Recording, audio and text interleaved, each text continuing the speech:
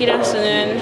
I am Engineer Chimdalu Okide, and I work with the Department of Electronic Engineering, UNN. Yeah, so I conduct practicals for the fourth year students, applied electronics, and that is what we are currently handling right now. So basically, when we get here, the first thing we do is to make sure our equipment are working properly.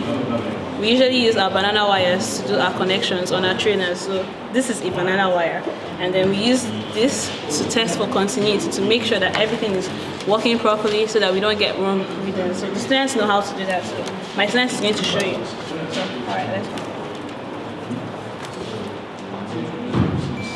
Yeah, so it's working as you can see. It's giving us values. This is just to ensure accuracy in our readings.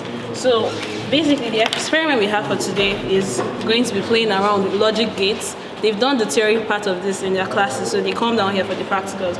So we already know that, okay, AND gates work on so and so logic, the OR gates and all that. So we have the theoretical part of these tables, but we are now trying to implement them here on these trainers to make sure that we can see what we were told in class.